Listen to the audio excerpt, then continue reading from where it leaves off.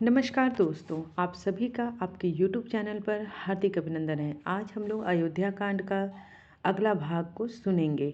जो लोग पहले वाले भाग को नहीं सुन सके हैं, उनके लिंक जो है मैं डिस्क्रिप्शन बॉक्स में दे दूँगी। आप वहाँ से जाकर उसे सुन सकते हैं। तो चलिए हम लोग आगे कंटिन्यू करते हैं। मुझे झूठ मूठ दोष मत दो, चाहे दो के बदले चार मांग लो। रघुकुल में सदा से यही रीति चली आई है कि प्राण भले ही चले जाएं पर वचन नहीं जाता। असत्य के समान पापों का समूह भी नहीं है। क्या करोड़ों गुंजियां मिलकर भी कहीं पहाड़ के समान हो सकती हैं? सत्य ही समस्त उत्तम सुकृत की जड़ है। यह बात वेद पुराणों में प्रसिद्ध है और मुनि जी ने भी यही कहा है। उस पर मेरे द्वारा श्री रामचंद्र जी की शपथ करने में आ गई है, मुंह से निकल पड़ी है।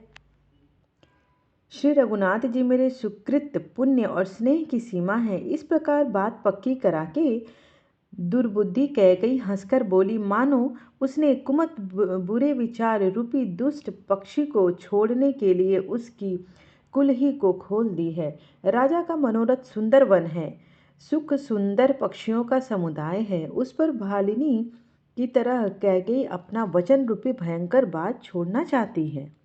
वह बोली, हे प्राण प्रिय, सुनिए, मेरे मन को भाने वाला एक वर तो दीजिए। भरत को राज तिलक और हे नाथ, दूसरा वर भी मैं हाथ जोड़कर मांगती हूँ। मेरा मनोरथ पूरा कीजिए। तपस्वियों के वेश में विशेष उदासीन भाव से भली भांति उदासीन होकर विरक्त मुनियों की भांति राम 14 वर्ष तक वन में निवास करें। कैकेयी के कोमल वचन सुनकर राजा के हृदय में ऐसा शोक हुआ जैसे चंद्रमा की किरणों के स्पर्श से चकवा विकल हो जाता है। राजा सहम गए, उनसे कुछ कहते न बना, मानो बाज वन में बटेर पर झपटा हो। राजा का रंग बिल्कुल उड़ गया, मानो ताड़ के पेड़ को बिजली ने मारा हो। पेड़ पर बिजली गिरने से वह झुलस कर बदरंग हो जाता है, वही हाल राजा का हुआ। माथे पर हाथ रखकर दोनों नेत्र बंद करके राजा ऐसे सोचने लगे मानो साक्षात सोच ही शरीर धारण कर सोच कर रहा है। वे सोचते हैं, हाय, मेरा मनोरथ रूपी कल्प वृक्ष फूल चुका था, परंतु फलते समय कैकेयी ने हथनी की तरह उसे जड़ समेत उखाड़ कर नष्ट कर डाला। कैकेयी ने अयोध्या को उजाड़ कर दिया और विपत्ति की अचल नींव डाल दी। किस अवसर पर क्या हो गया? स्त्री का विश्वास करके मैं वैसे ही मारा गया जैसे योग की सिद्धि रूपी फल मिलने के समय योगी को अविद्या नष्ट कर देती है। इस प्रकार राजा मन ही मन झींक कर रहे हैं। राजा का ऐसा विचार हाल देखकर दुर्बुद्धि कैकेयी मन में बुरी तरह से क्रोधित हुई और बोली, क्या भरत आपके पुत्र नहीं हैं? क्या मुझे आप दाम देकर खरीद लाए हैं? क्या मैं आपकी विवाहिता पत्नी नहीं हूँ, जो मेरा वचन सुनते ही आपको बाण सा लग गया? आप सोच समझकर बात क्यों नहीं कहते? उत्तर दीजिए, हाँ कीजिए, नहीं तो नहीं कर दीजिए। आप रघुवंश में सत्य प्रतिज्ञा वाले प्रसिद्ध हैं। आपने ही वर देने को कहा था, अब भले ही न दीजिए। सत्य को छोड़ दीजिए और जगत में अपयश लीजिए। सत्य की बड़ी सराहना करके वर देने को कहा था, समझा था कि यह चबेना ही मांग लेगी। राजा सीबी दधीची और बलि ने जो कुछ कहा, शरीर और धन त्याग कर भी उन्होंने अपने वचन को प्रतिज्ञा को निभाया था। कैकेयी बहुत ही कड़वे वचन कहकर मानो जले पर नमक छिड़क रही हो। धर्म की धुरी को धारण करने वाले राजा दशरथ ने धीरज धरकर नेत्र खोले और सिर धुनकर तथा लंबी सांस लेकर इस प्रकार कहा कि इसने मुझे बड़े कठोर मारा है, कठिन परिस्थिति उत्पन्न कर दी है, जिससे बचकर निकलना कठिन हो गया है। प्रचंड क्रोध से जलती हुई कैकेयी सामने इस प्रकार दिखाई पड़ी मानो क्रोध रूपी तलवार नंगी खड़ी हो। कुबुद्धि उस तलवार की मूठ है, निष्ठुरता धार है और वह कुबेरी मंथरा रूपी शान पर धरकर तेज हो गई है। राजा ने देखा कि यह तलवार बड़ी ही भयानक और कठोर है और सोचा, क्या सत्य ही यह मेरा जीवन लेगी? राजा अपनी छाती कड़ी करके बहुत ही नम्रता के साथ उसे कैकेयी का प्रिय लगने वाली वाणी बोले, हे प्रिय, हे भीरु, विश्वास और प्रेम को नष्ट करके ऐसे बुरी तरह के वचन कैसे कह रही हो? मेरे तो भरत और रामचंद्र दोनों आँखें हैं, यह मैं शंकर जी को साक्षी देकर सत्य कहता हूँ। मैं अवश्य सवेरे ही दूध भेजूंगा। दोनों भाई भरत शत्रुघ्न सुनते ही तुरंत आ जाएंगे। अच्छा दिन, शुभ मुहूर्त सोधवा कर सब तैयारी करके डंका बजाकर मैं भरत को राज्य दे दूंगा। राम को राज्य का लोभ नहीं है और भरत पर उनका बड़ा ही प्रेम है। मैं ही अपने मन में बड़े छोटे का विचार करके राजनीति का पालन कर रहा था, बड़े को राज तिलक देने जा रहा था। राम की 100 बार सौगंध खाकर मैं स्वभाव से ही कहता हूँ कि राम की माता कौशल्या ने इस विषय में मुझसे कभी कुछ नहीं कहा। अवश्य ही मैंने तुमसे बिना पूछे यह सब किया, इसी से मेरी मनोरथ खाली गया। अब क्रोध छोड़ दे और मंगल साज सज। कुछ ही दिनों बाद भरत युवराज हो जाएंगे। एक ही बात का मुझे दुख लगा कि तूने दूसरा वरदान बड़ी अर्चना वाली मांगी है। उसकी आँच से अब भी मेरा हृदय जल रहा है। युद्ध में अथवा सचमुच ही वास्तव सच्चा है, क्रोध को त्याग कर राम का अपराध तो बता। सब कोई तो कहते हैं कि राम बड़े ही साधु हैं। तू स्वयं भी राम की सराहना करती है और उन पर स्नेह करती थी। अब यह सुनकर मुझे संदेह हो गया कि तुम्हारा प्रशंसा और स्नेह कहीं झूठा तो नहीं था। जिसका स्वभाव शत्रु को अनुकूल है वह माता के प्रतिकूल आचरण क्यों करेगा। हे प्रिय, हंसी और क्रोध छोड़ दे और विवेक कर, उचित अनुचित विचार कर वर मांग, जिससे अब मैं नेत्र भरकर भरत का राज्याभिषेक देख सकूं। मछली चाहे बिना पानी के जीती रहे और सांप भी चाहे बिना मणि के दिन दुखी होकर जीता रहे, परंतु मैं स्वभाव से ही कहता हूँ, मन में जरा भी छल रखकर नहीं कि मेरे जीवन राम के बिना नहीं है। हे चतुर प्रिय, जी में समझ देख, मेरा जीवन श्री राम के दर्शन अधीन है। राजा के कोमल वचन सुनकर दुर्बुद्धि कैकई अत्यंत जल रही है, मानो अग्नि में घी की आहुतियाँ पड़ रही है। कैकई कहती है, आप करोड़ों उपाय क्यों न करें, यहाँ आपकी माया नहीं चलेगी। या तो मैंने जो मांगा है सो दीजिए, नहीं तो नहीं करके अपवश लीजिए। मुझे बहुत बखेड़े में नहीं सुनना। राम साधु है, आप सयाने साधु हैं और राम की माता भी भली हैं। मैंने सबको पहचान लिया है। कौशल्या मेरा जैसा भला चाहा मैं भी सका कर सकी, उन्हें वैसा ही फल दूंगी। सवेरा होते ही मुनि का वेश धरकर यदि राम वन को नहीं जाते तो हे राजन, मन में समझ लीजिए कि मेरा मरना होगा और आपका अपयश। ऐसा कहकर कुटिल कैकेयी उठ खड़ी हुई, मानो क्रोध की नदी उमड़ी हो। वह नदी पाप रूपी पहाड़ से प्रकट हुई और क्रोध रूपी जल से भरी है। ऐसी भयानक है कि देखी नहीं जाती। दोनों वरदान उस नदी के दो किनारे हैं। कैकेयी का कठिन हठ ही उसकी तीव्रता है कि वचनों को प्रेरणा की भंवर है। वह क्रोध रूपी नदी राजा दशरथ रूपी वृक्ष को जड़ मूल से ढहाती हुई विपत्ति रूप समुद्र की ओर सीधी चली जा रही है। राजा ने समझ लिया कि बात सचमुच सच्ची है। स्त्री के बहाने मेरी मृत्यु हुई सिर पर नाच रही है। तदंतर राजा ने कैकेयी के चरण पकड़कर उसे बिठाकर विनती की कि तू सूर्यकुल रूप वृक्ष के लिए कुल्हाड़ी मत बन। तू मेरा मस्तक मांग ले, मैं तुझे अभी दे दूंगा, पर राम के विरह में मुझे मत मार।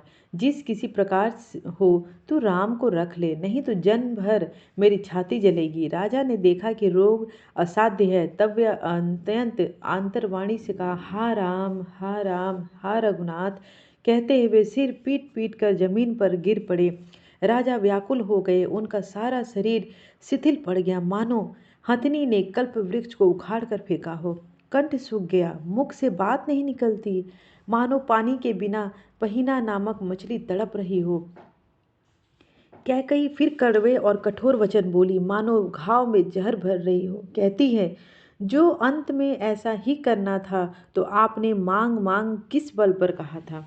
हे राजा, ठहाका मारकर हंसना और गाल फुलाना, क्या ये दोनों एक साथ हो सकते हैं। दानी भी कहना और कंजूसी भी करना, क्या राजपूतों में क्षेम कुशल भी रह सकती है। लड़ाई में बहादुरी भी दिखावे और कहीं चोट भी ना लगे। या तो वचन ही छोड़ दीजिए या धैर्य धारण कीजिए। यूं असहाय स्त्री की भांति रोइए पिटिए नहीं। सत्यव्रती लिए तो शरीर, स्त्री, पुत्र, धर, धन और पृथ्वी सब तिनके के बराबर रह गए हैं। कैकेयी के मर्म भेदी वचन सुनकर राजा ने कहा कि तू जो चाहे कह, तेरा कुछ भी दोष नहीं है। मेरा काल तुझे मानो पिशाच होकर लग गया है, वही तुझसे यह सब कहला रहा है। भरत तो भूल कर भी राजपद नहीं चाहते थे, होनहार वश तेरे ही जीव में कुमति आपसी। यह सब मेरे पापों का परिणाम है, जिससे कुछ समय में विधाता विपरीत हो गया है। तेरी उजाड़ी हुई है यह सुंदर अयोध्या फिर भली भांति बसेगी और समस्त गुणों के धाम श्री राम की प्रभुता भी होगी। सब भाई उनकी सेवा करेंगे और तीनों लोकों में श्री राम की बड़ाई होगी। केवल तेरा कलंक और मेरा पछतावा मरने पर भी नहीं मिटेगा। यह किसी तरह नहीं जाएगा। अब तुझे जो अच्छा लगे वही कर। मुंह छिपाकर मेरी आंखों की ओट जा बैठ जा, अर्थात मेरे सामने से हट जा, मुझे मुंह न दिखा अपना। मैं हाथ जोड़कर कहता हूँ कि जब तक मैं जीता हूँ तब तक फिर कुछ ना कहना, अर्थात मुझसे न बोलना। अरे अभागिनी, फिर तू अंत में पछताएगी। जो तू नहारू के लिए गाय को मार रही है ना, राजा करोड़ों प्रकार से समझाकर कि तू क्यों सर्वनाश कर रही है, पृथ्वी पर गिर पड़े। ये पर कपट करने में चतुर कैकेयी कुछ बोलती नहीं, मानो मौन रहकर मसान जला रही हो, शमशान में बैठकर प्रेत मंत्र सिद्ध कर रही हो। राजा राम राम रटते हुए ऐसे व्याकुल हैं जैसे कोई पक्षी पंख के बिना बेहाल हो गया। वे अपने हृदय में मनाते हैं कि सवेरा न हो और कोई जाकर श्री रामचंद्र जी से यह बात न कहे, हे रघुकुल गुरु सूर्य भगवान, आप अपना उदय न करें। अयोध्या का देखकर आपके हृदय में बड़ी पीड़ा होगी। राजा की प्रीति और कैकेयी के निष्ठुरता दोनों को ब्रह्मा ने सीमा तक रचकर बनाया है, अर्थात राजा प्रेम की सीमा है और कैकेयी निष्ठुरता की। विलाप करते करते ही राजा को सबेरा हो गया। राजद्वार पर वीणा बांसुरी और शंख की ध्वनि होने लगी। भाट लोग विरादवली पढ़ रहे हैं और गवैये गानों को गान करने लगे। सुनने पर राजा को वे बाण जैसे चुभ रहे थे। राजा को यह सब मंगल साज कैसे नहीं सुहा रहा, जैसे पति के साथ सती होने वाली स्त्री को आभूषण। श्री रामचंद्र जी के दर्शन की अभिलाषी और उत्साह के कारण उस रात्रि में किसी को भी नींद नहीं आई। राजद्वार पर मंत्रियों और सेवकों की भीड़ लगी है। वे सब सूर्य को उदय हुआ देखकर कहते हैं कि ऐसा कौन सा विशेष कारण है कि अवधपति दशरथ जी अभी तक नहीं जागे हैं। राजा नित्य ही रात के पिछले पहर जाग जाया करते थे, किंतु आज हमें बड़ा आश्चर्य हो रहा है। वे सुमंत्र जाकर राजा को जगाओ, उनकी आज्ञा पाकर हम सब काम करें। तब सुमंत्र रावले में गए, पर महल को भयानक देखकर वे जाते हुए डर गए। ऐसा लगता मानो दौड़कर काट खाएगा। उसकी ओर देखा भी नहीं जाता, मानो विपत्ति और विषाद ने कहीं डेरा डाल रखा हो। पूछने पर कोई जवाब नहीं देता। वे उस महल में गए जहाँ राजा और कैकेयी थे। जय जीव कहकर शिव निकार नवाकर वंदना करके बैठे और राजा की दशा देखकर तो वे सूख ही गए। देखा कि राजा सोच में व्याकुल है, चेहरे का रंग उड़ गया है, जमीन पर ऐसे पड़े हैं मानो कमल जड़ छोड़कर मुरझाया पड़ा हो। मंत्री मारे डर के कुछ नहीं पूछ सकते। तब अशुभ सी भरी और शुभ से विहीन कैकेयी बोली, राजा को रात भर नींद नहीं आई, इसका कारण जगदीश्वर ही जाने। इन्होंने राम राम रटकर सबेरा कर दिया, परंतु इसका भेद राजा कुछ भी नहीं बतलाते। तुम जल्दी राम को बुला लाओ, तब आकर समाचार पूछना। राजा का रुख जानकर सुमंत्र जी चले गए। समझ गए कि रानी कुछ कुचाल की है। सुमंत्र सोच से व्याकुल हैं, रास्ते पैर पर नहीं पड़ रहे हैं, आगे बढ़ नहीं जाता। सोचते हुए राम जी को बुलाकर राजा क्या कहेंगे। किसी तरह हृदय में धीरज धरकर वे द्वार पर गए। सब लोग उनको मन मारे उदास देखकर पूछने लगे। सब लोगों समाधान करके किसी तरह समझा बुझाकर सुमंत्र वहां से गए जहाँ सूर्यकुल के तिलक श्री रामचंद्र जी थे। श्री रामचंद्र जी ने सुमंत्र को आते देखा तो पिता के समान समझकर उनका आदर किया।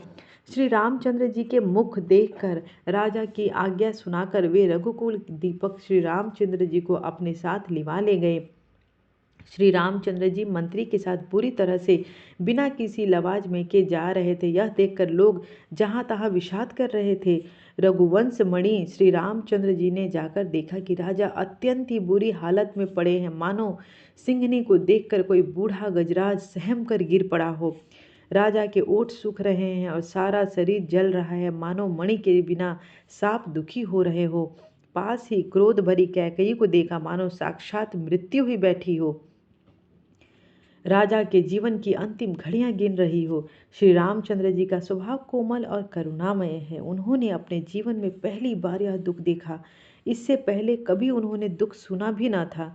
तो भी समय का विचार करके हृदय में धीरज धरकर उन्होंने मीठे वचनों से माता कैकेयी से पूछा, हे माता, मुझे पिताजी के दुख का कारण कहो, ताकि जिससे उसका निवारण हो सके वह यत्न किया जाए। कैकेयी ने कहा, हे राम, सुनो, सारा कारण यही है कि राजा का तुम पर बहुत स्नेह है।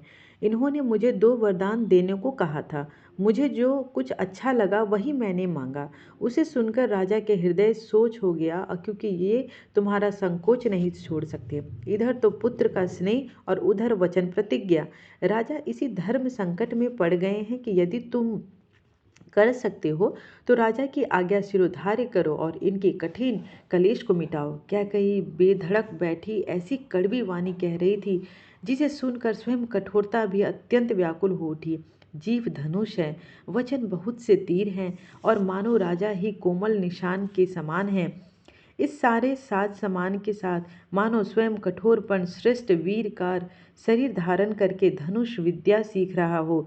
श्री रघुनाथ जी को सब हाल सुनाकर वह ऐसे बैठी है मानो निष्ठुरता ही शरीर धारण किए हो।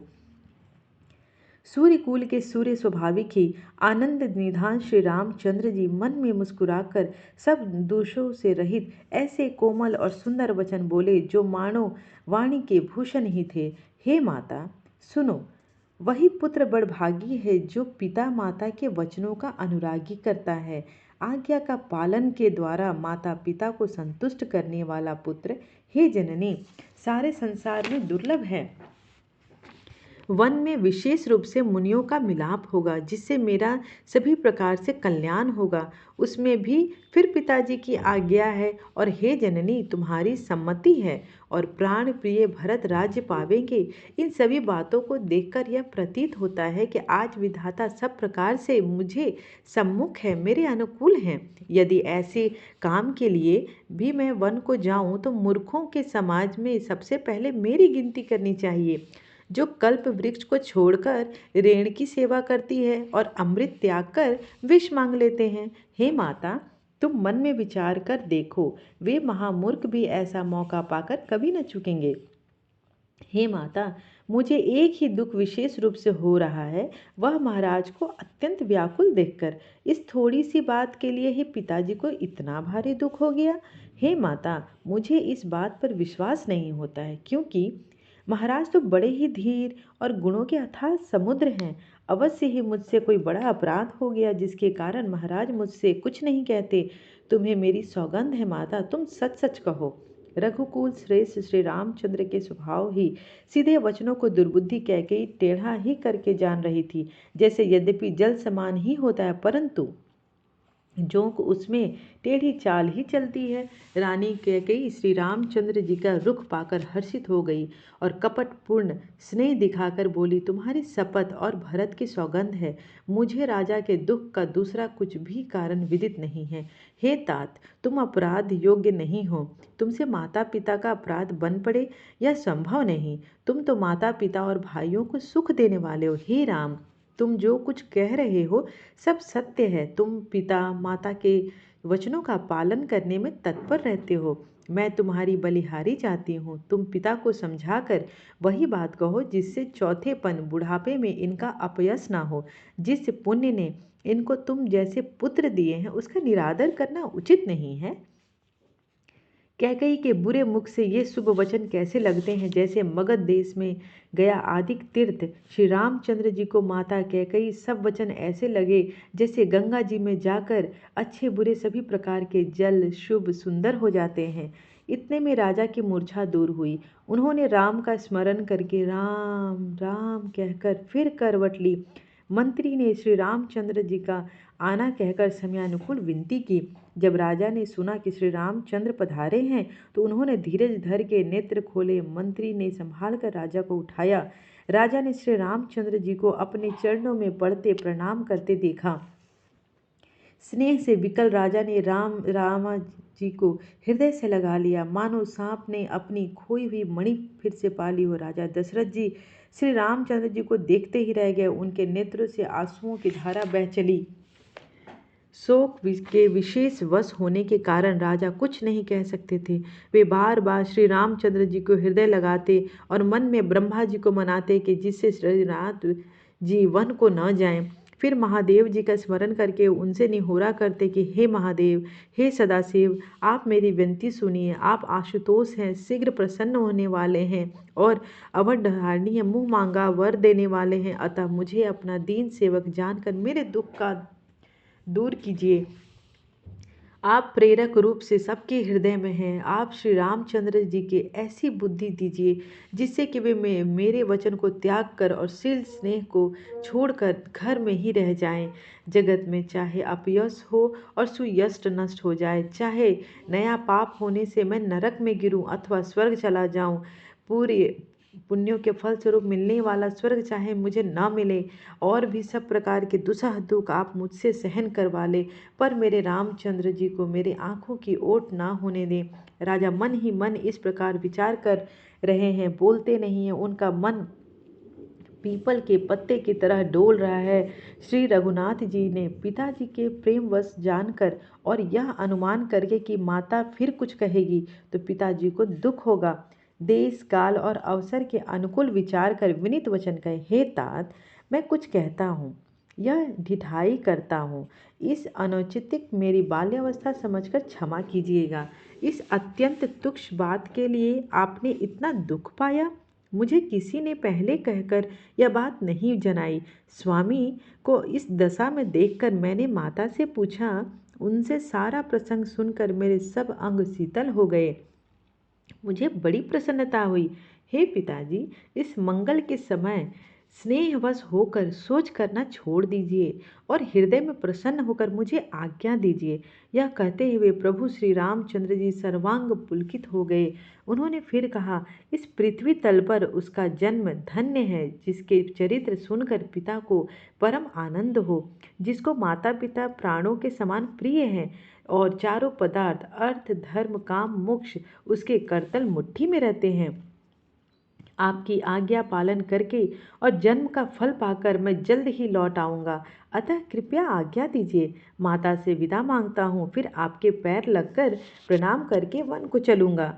ऐसा कहकर तब श्री रामचंद्र जी वहाँ से चल दिए। राजा ने शोकवश कोई उत्तर नहीं दिया। वह बहुत ही तीखी अप्रिय बात नगर भर में इतनी जल्दी फैल गई मानो डंक मारते ही बिच्छू का विष सारे शरीर में चढ़ जाता हो।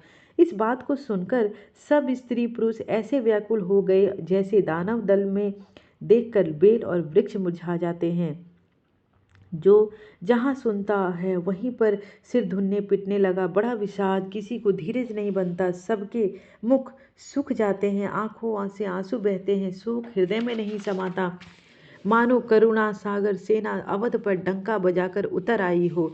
सब मेल मिल गए थे, सब संयोग ठीक हो गए थे। इतने में ही विधाता ने बात बिगाड़ दी। जहाँ तहाँ लोग कैकेयी को गाली दे रहे थे। इस पापड़ी को क्या सूझ पड़ा था, इसने छाये पर घर पर आग लगा दी। यह अपने हाथ से अपनी आंखों को निकाल कर देखना चाहती है और अमृत फेंक कर विष चखना चाहती है। यह कुटिल कठोर दुर्बुद्धि और अभागिनी कैकेयी रघुवंश रूप बांस के वन के लिए अग्नि हो गई है। पत्ते पर बैठकर इसने पेड़ को काट डाला, सुख में शोक का ठाठ ठठाकर रख दिया। श्री रामचंद्र जी इसे सदा प्राणों से समान प्रिय थे, फिर भी न जाने किस कारण इसने इस कुटिलता को ठानी है। कवि सत्य ही कहते हैं कि स्त्री का स्वभाव सब प्रकार से पकड़ में न आने योग्य अथाह और भेद भरा होता है। अपनी परछाई भले ही पकड़ी जाए, पर भाई स्त्रियों की गति और चाल नहीं जानी जाती है।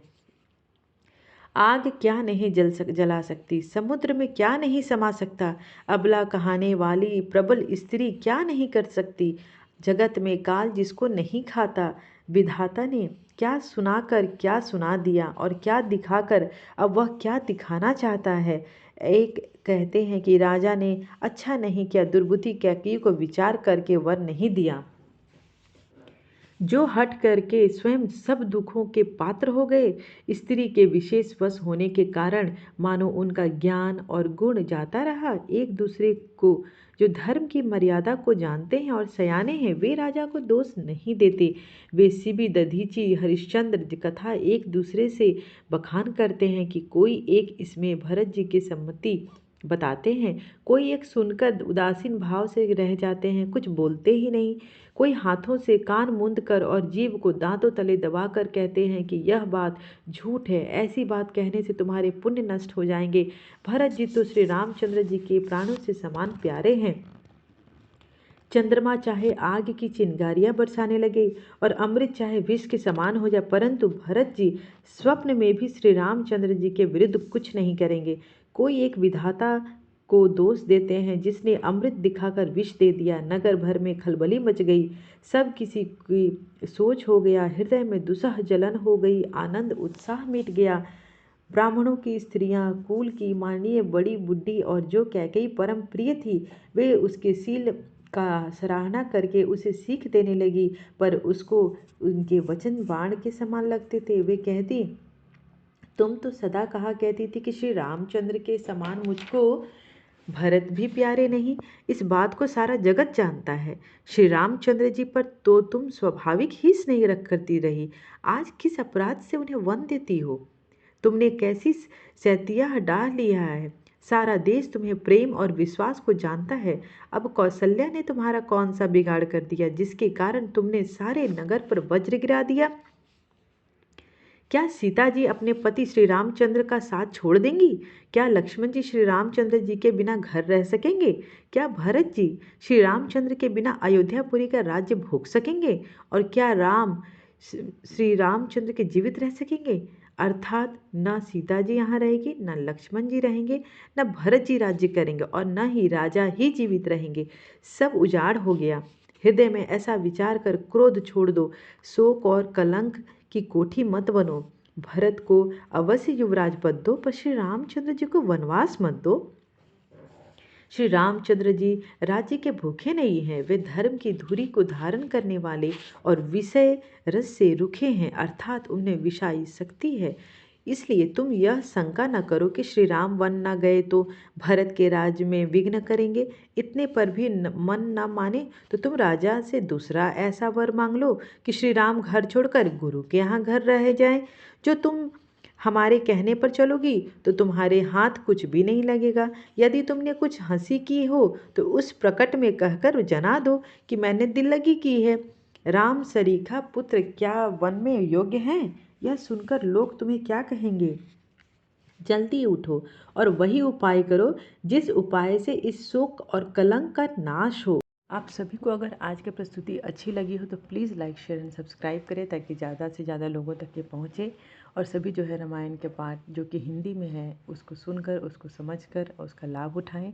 इसका नेक्स्ट पार्ट जो मैं कल ही अपलोड कर रही हूँ। So keep watching. Thank you.